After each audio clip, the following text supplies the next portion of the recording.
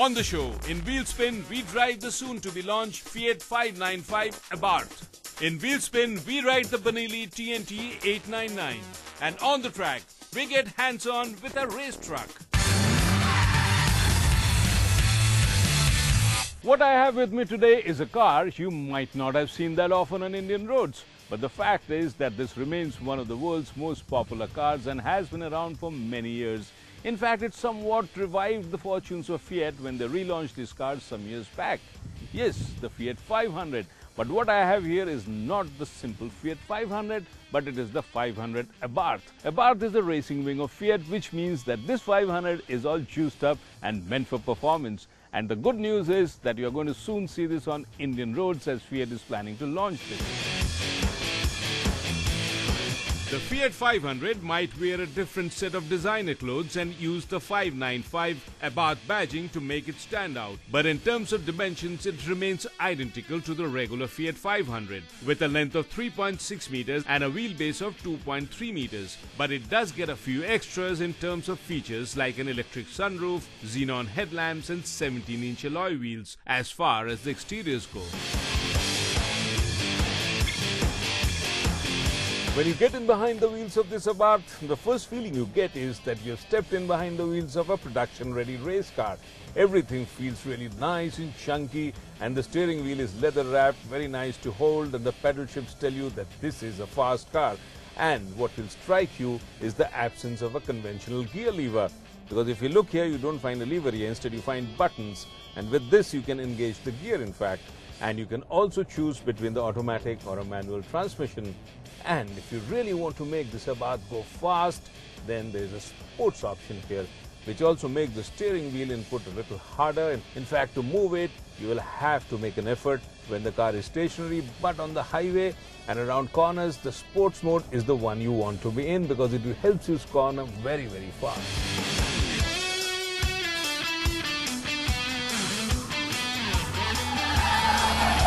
The Abarth is a very small car, it's a very small compact and it's very, very narrow. But in terms of styling, in terms of features, nothing really has been compromised. If you look at the instrumentation here, it's a single binnacle, but it gives you all the information that you might need. A tachometer, a digital speedometer readout, a fuel consumption gauge, name it, and you got everything here. In fact, it's quite self-sufficient here. The steering wheel also has multifunction buttons here to access your stereo, as well as your mobile phone, which you shouldn't be using in any case while driving. If the exteriors got some changes, then the interiors to get their share with leather upholstery, TFT instrumentation cluster, chrome door handles and a sound system with a hands-free operation and an USB drive. Plus, of course, plenty of Abarth badging splashed all over the place. And what it also gets is dual airbags and parking sensors for safety.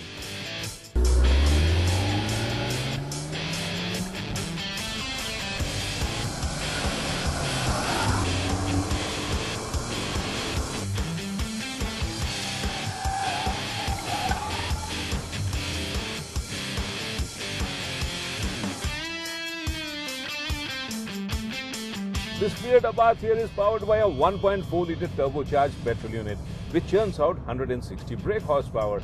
And if you think that this 160 brake horsepower is a modest figure, I can tell you, you will quickly change your mind after you start driving it.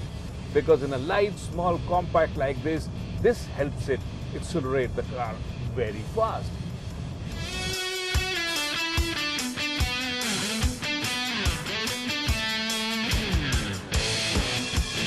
Gets off the block quite fast. In fact, you would enjoy darting from one red light to another in city traffic. It's small, it's compact, so you can weave in and out of the city traffic very effectively. The Abarth here sits on a small wheelbase and the suspension is tuned for performance, which means it's real hard. And if you throw her around a series of corners, you will be impressed with the handling.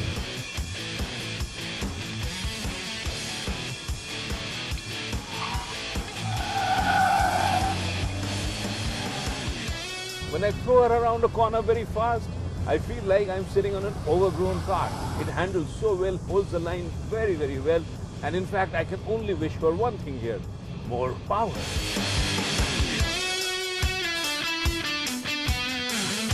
The Abarth here is quite adequate actually to live with on an everyday basis. This is a car you'd love to take to office because parking this car is not a hassle. The compact size ensures that. And if you do go out of the car for a long highway cruise, you will not be disappointed because there is plenty of juice coming from this small engine up front which will keep you very happy, especially if you happen to be a keen driver.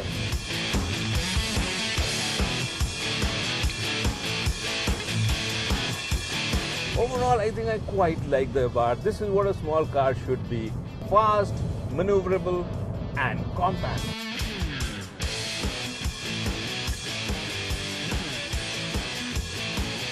The engine is mated to an AMT transmission and it also comes with a sports mode. And once you switch to the sports mode, the ECU changes the power output too and the torque goes up by some 29 Newton meters to 230 Newton meters. And this is delivered at around 2750 RPM, which might be a bit too high for the Indian conditions. But on a highway drive, this translates into a nice driving experience. However, to make it handle more like a sports car, Fiat has lowered the car and it is the ground clearance of 105 millimeters, which might prove to be much too low for our Indian roads.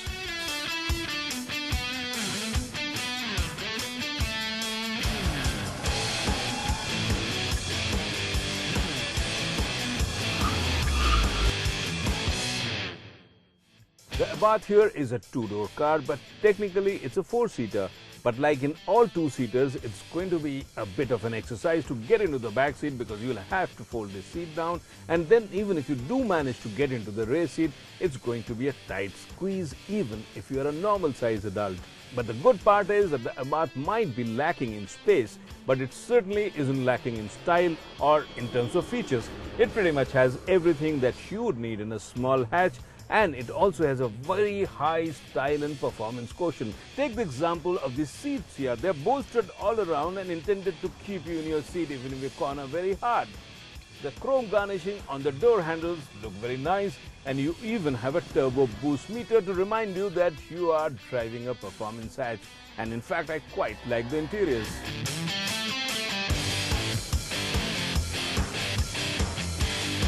Fiat is going to launch this car, in fact, by the end of this year. And what they're going to do is import this car as a completely built-up unit, which in turn again means that this is going to be an expensive affair. But what this car should do for Fiat is to give their brand value a big boost. And what you as a customer will get is a car which is almost of iconic stature. Plus, it's high on style and it has performance written all over it. But then be prepared to pay for it.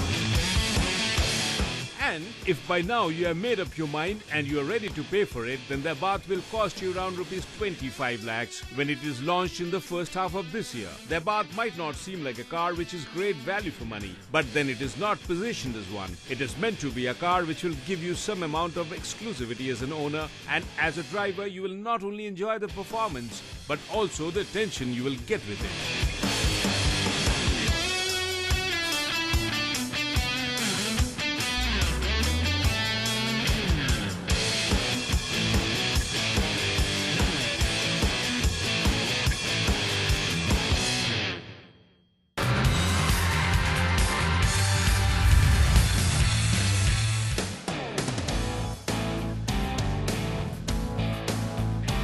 What I'm going to ride today is the Benelli 899. Benelli, as you know, is one of the oldest motorcycle manufacturers from Italy, and they recently teamed up with the DSK Group of Pune to launch an entirely new range of motorcycles for the Indian market, starting at a 300cc, which would be the entry level, and going all the way to a 1000cc plus.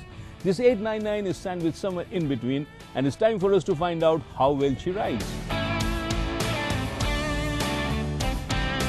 It is the styling of this bike that first catches your attention, although it's neither a very big tourer nor a flashy sports bike. But it's a machine which instantly looks stylish and attractive. And then when you notice the layout with a straight handlebar, a bulging tank but no fairings, and a seat design more in line with a sports bike, you will realize that this is a machine which mixes things very pleasantly, while it ensures that you have a comfortable ride minus the crouching position, but yet it promises to be fun. And what gives its intentions away is the fat under-seat exhaust, which again seems inspired by a sports bike and promises performance. But the ground clearance is high and the uncluttered style makes it light, which again adds to the rideability.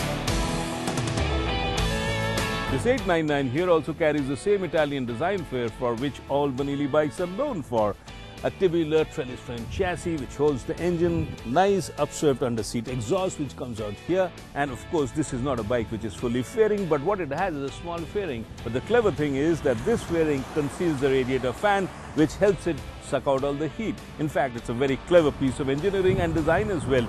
Overall, I think that this 899 is one of the prettiest bikes you will find in the Indian market when they launch it. In spite of a lean forward riding position, the Benelli 899 is quite easy to ride, and what really makes it so easy to ride is a straight handlebar, which again ensures that you still are in somewhat of a upright position.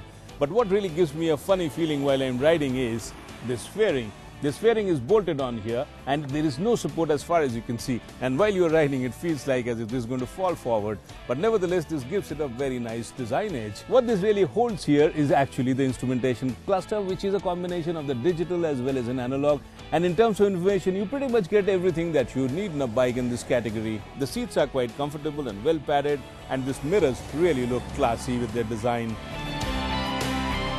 The ergonomics for this bike is actually quite nice. All the switches are close to your hand and you don't really have to lift your head or move around to find anything. And I think this is a bike which you'll really enjoy riding long distance.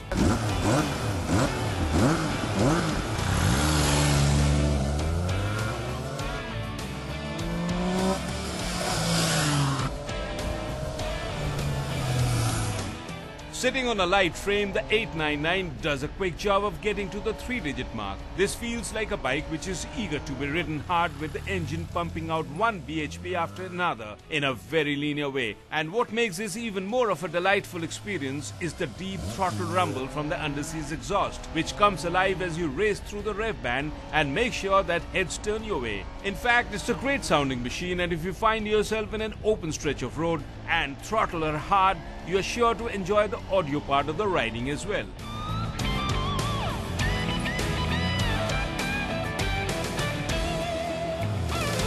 The 899, as is obvious by the badging, is powered by an 898cc inline 3-cylinder liquid-cooled engine, which pumps out 120 PS as peak power and 88 Newton meters of max torque.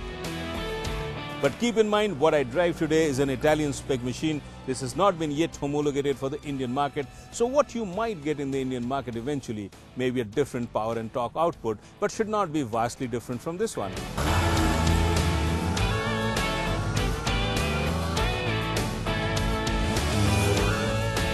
The 899 rides on 19-inch wheels with rear and front discs for stopping, equipped with an ABS to make it that much safer, and the brakes do a good job of bringing the bike to a stop as well. While in the front, the twin shocks do a great job of damping the aberrations of the surface. It is the monoshock in the rear which keeps things in line during fast cornering. Overall, the ride is stable and you feel confident even when riding hard.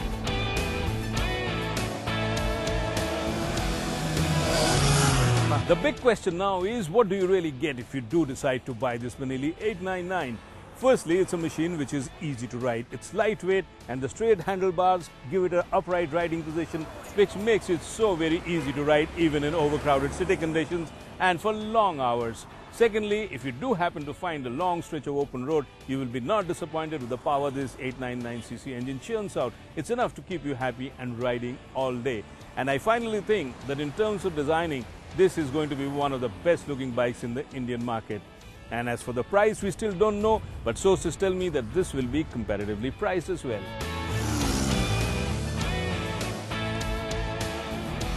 Of course, to a great extent, it will be the price which will determine how popular the 899 will become in our market, which is extremely price sensitive. And this we will get to know by the end of this month, when the prices will be formally announced.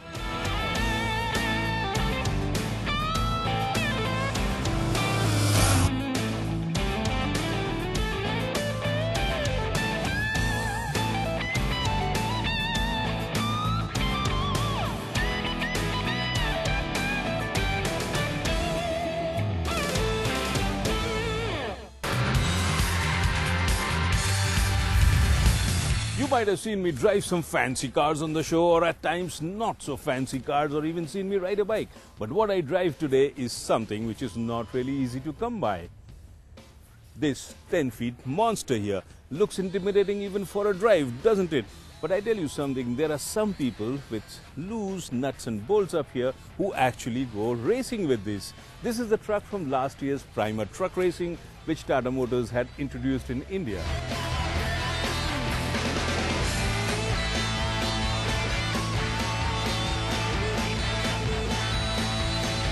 Tata Motors is the first commercial vehicle manufacturer to bring in the exciting sport of truck racing into India, when they had 6 teams racing their Prima range of trucks at the Buddh circuit last year.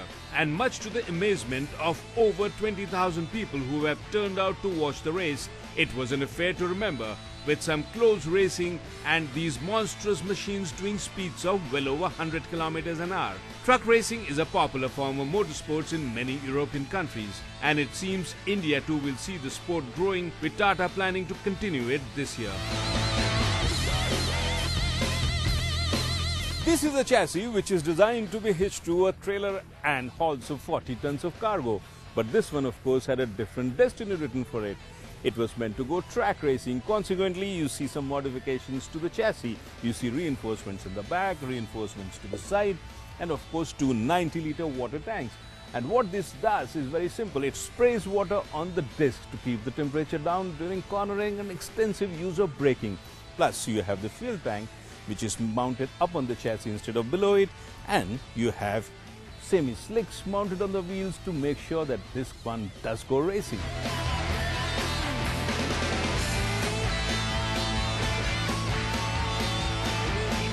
Most forms of motorsports requires extreme levels of fitness, but in the case of car racing, sometimes you might not find out whether you're fit or not before you get into the driver's seat. It's only while you're driving you might realize you have not been in the best of shape. But in this case, not so. Even to get into the driver's seat, it seems like you have to pass through a fitness test to climb up all the way. And this is no easy feat, let me tell you that. And once you peep inside, you realize that this truck is no different from any other race car. Bare bone structure with all the mandatory safety equipment like a roll cage, which looks very solid to me, a racing seat, a 5-point seat belt here, and of course a fire extinguisher and a circuit breaker. Looks like a nice place to spend some time in.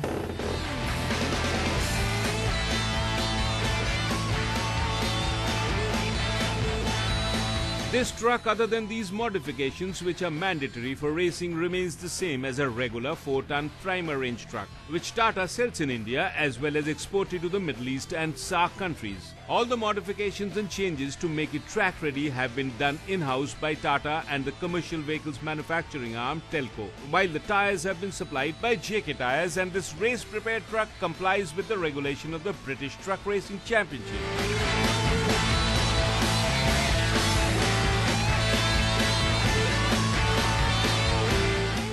Not easy, I told you. But now it's time to go driving.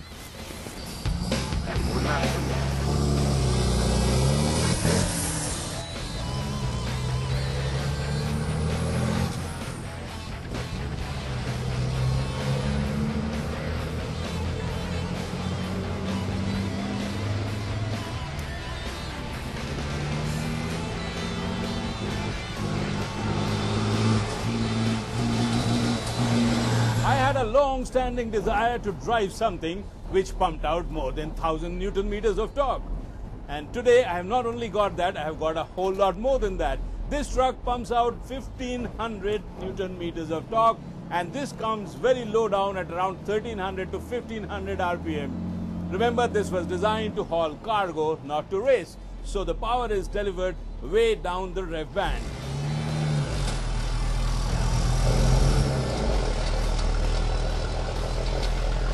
This is a 8.9-litre inline 6-cylinder turbo diesel engine which pumps out 340 brake horsepower, and it is mated to a 9-speed gearbox. Well, the gearing is not as you would expect in a sedan or a luxury sedan. This is certainly not smooth, does need a little bit of working out to slot it in properly. But then, with a little bit of practice and my kind of a talent, you just might get it.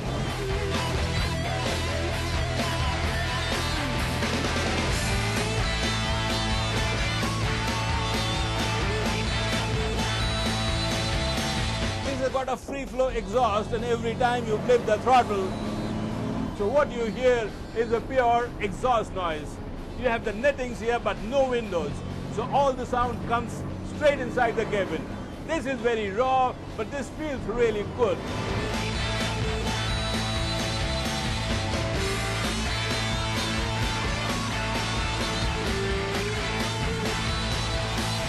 If you like driving your vehicle straight off the production line, then I'm sure this is something that will delight you.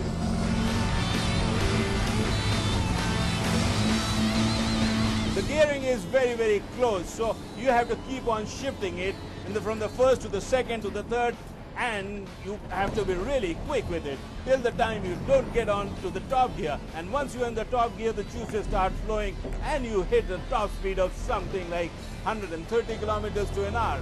Not bad.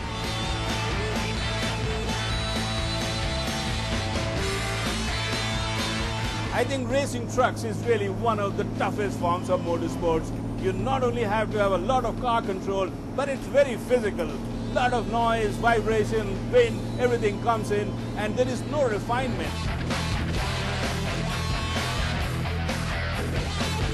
With only the chassis, this truck weighs some 400 kilos less than a regular truck. And because of the light rear end, it has become bouncy, and also the tail has a tendency to step out if you corner hard. So steering input is critical to cut down on the oversteer around a fast corner. But once you master the art, it actually becomes good fun to fling it around the corners. And for stopping, it uses an all-around booster assisted discs, which actually do a great job of bringing this to a stop. But then the discs on constant and high-speed braking heat up fast, so the improvised technology of having two tanks with water come in handy, as they sprinkle the water on the disc and prevent brake fade during racing. I just love this. It needs correction every time you enter a corner. It has to be corrected because the light chassis tends to tail wag.